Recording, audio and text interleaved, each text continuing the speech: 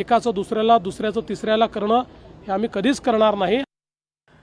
दरम्यान जरांगे पाटलांनी उपोषणाच्या संदर्भातला हा निर्णय घेतल्यानंतर राजकीय वर्तुळातून ज्या प्रतिक्रिया येत आहेत त्या सगळ्या पाहूयात। ह्या ज्या काही मागण्या आहेत त्या मागण्या देखील यामध्ये मान्य करण्याचा निर्णय आमच्या सरकारने घेतलेला आहे। आणि मी पुन्हा एकदा सांगतो की मुख्यमंत्री देवेंद्रजी, आम्ही दोघंही, अजितदादा, मी, आमचं मंत्रिमंडळातील सगळी जी काही सर्व मंत्री आहेत, ही उपसमिती आहे, या सगळ्यांनीच पहिल्या दिवसापासून सकारात्मक भूमिका घेतलेली आहे।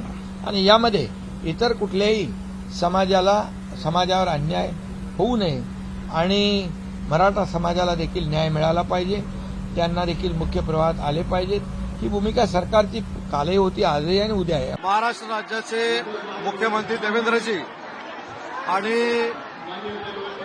एकनाथ शिंदे साहेब, अजितदादा यांच्याशी चर्चा करून जो GR दिला होता त्याच्यामध्ये त्यांचं समाधान झालेलं आहे।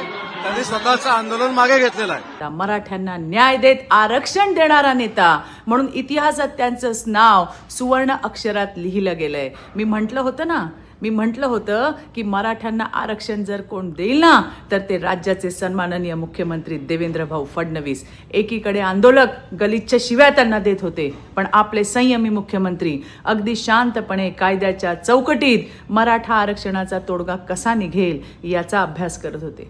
माझा नेता सर्वांसोबत चालणार आहे, चूक झाली तर 2 पावलं मागे सरणार आहे। पण विरोधकांनो, तुम्ही लक्षात ठेवा, कोणी जर माझ्या नेत्याला संपवणार म्हटलं ना तर लक्षात घ्या, तो तुमचा बाप आहे। मी अभिनंदन करतो माननीय या राज्याचे सक्षम, संवेदनशील आणि अभ्यासू मुख्यमंत्री देवेंद्रजी फडणवीस यांचं, तसेच उपमुख्यमंत्री एकनाथजी शिंदे, उपमुख्यमंत्री अजितजी पवार साहेब आणि जी समिती मुख्यमंत्र्यांनी नेमली होती त्या समितीचे अध्यक्ष विखे पाटील आणि त्यांचे सर्व सदस्य, या सर्वांचं मी अभिनंदन करतो।